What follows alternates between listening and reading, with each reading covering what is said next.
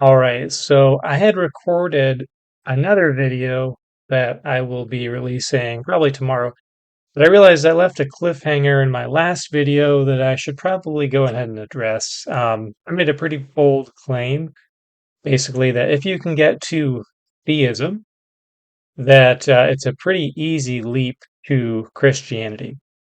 So there's a couple ways you could do that. One, you have to make an assumption about deity, which is that it is the supreme um, being, right? So it is the maximal version of anything that exists.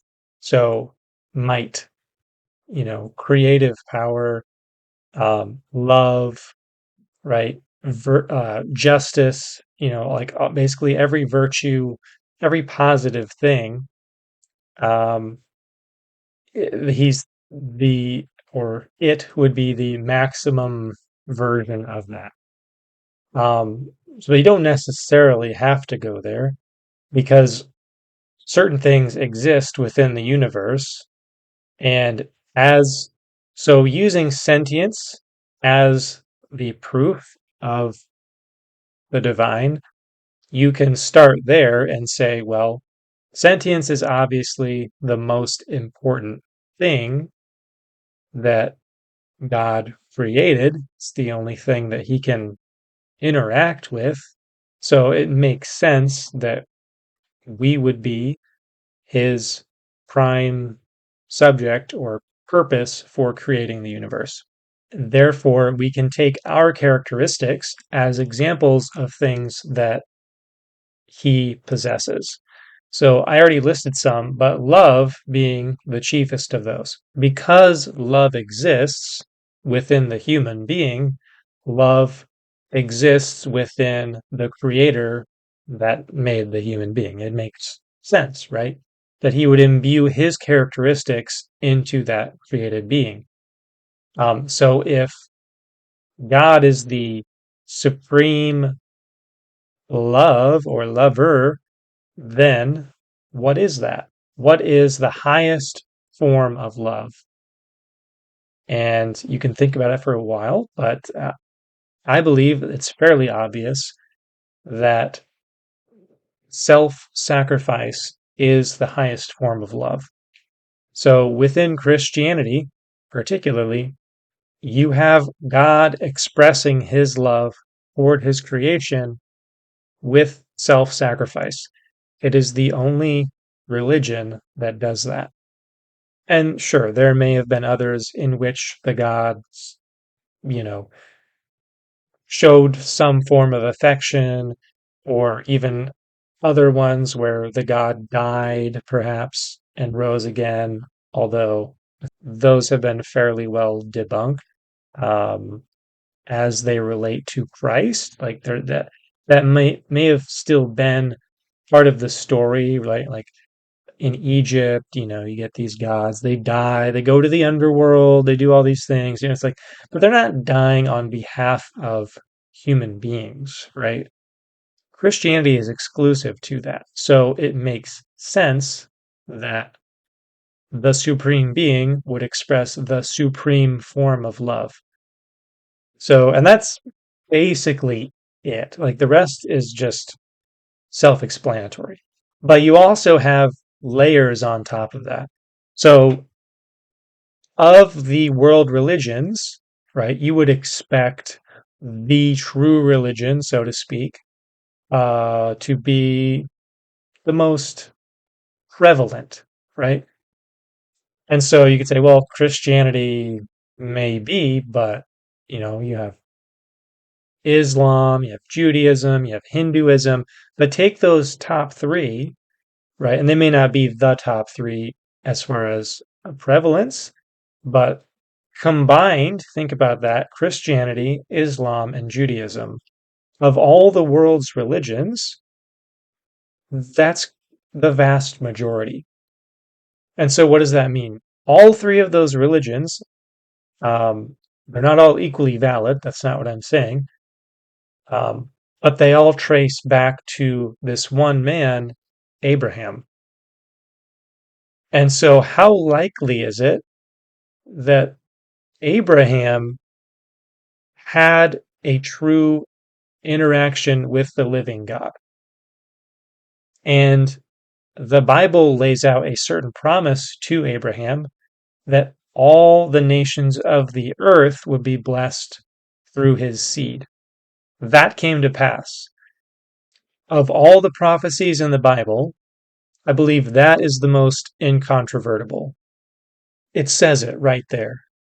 That is a prophecy of such vast proportion and, you know, a corresponding unlikeliness to have happened arbitrarily or by itself, randomly, that it's frankly obvious, given those other suppositions based on the idea that God exists, theism, that you at least arrive at a Abrahamic faith. And so that's Judaism, right? Was the original, which isn't exactly the Judaism of today. So there's a little nuance there, but you have the Torah and the prophets. So you have that Abrahamic faith as your starting point. You follow that through the scriptures and you naturally arrive at Christianity. Like I said, that all nations would be blessed through Abraham. That happened through Christ. That didn't happen by Judaism merely itself. It certainly hasn't happened through Islam. But even Islam itself is a fulfillment of the prophecy that Ishmael would become a mighty nation. 12 princes would come from him, right? And that his descendants and the descendants of Isaac would forever be in conflict. Another prophecy that, given all of the religions and tribes, populations of the earth, how likely is it that this particular prophecy would come to pass? Neither the descendants of Ishmael or the descendants of Jacob passed away or were completely assimilated into other people groups, right? And the faith of Abraham continued through both lineages. That's unlikely to have happened by itself. Profoundly unlikely. See, impossible. Now, a skeptic would say, well, not impossible, because such and such. This is subjective, it's my opinion, but I don't see any way around that given all these other things. So that's essentially how I arrive at Christianity from theism. That's boiled down. I could go into many different directions with that, but I'm trying to keep this short. I think it's compelling. It is to me. So love exists. Supreme form of love is self-sacrifice. That is exemplified in Jesus Christ, who was a descendant of Abraham. You have that whole thing that I went over.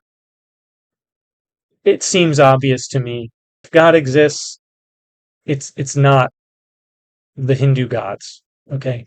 It's not animism. It's not ancestor worship. It's not Zeus. It's not the pantheon of Rome, which is essentially the pantheon of Greece, which got their gods from undoubtedly other places. Those have all ceased to be, and we have the three major world religions, Christianity, Judaism, and Islam, which the Bible itself said was going to be the case.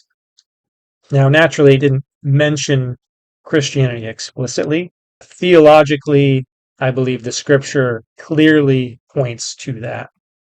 And again, self-sacrifice, greatest form of love. There you go. And also, every video that I do, I recognize some glaring issue with it, and I've been trying to correct them as I go. So hopefully the quality of these videos has improved. I found a setting in OBS that was like totally crushing all of the colors and like making the blacks just like super dominant. So hopefully things are a little better. I changed the position. I'm in a basement, so my background is literally just a bunch of junk, but hopefully you can't see it because it's dark. So, anyway, see you next time. Like and subscribe.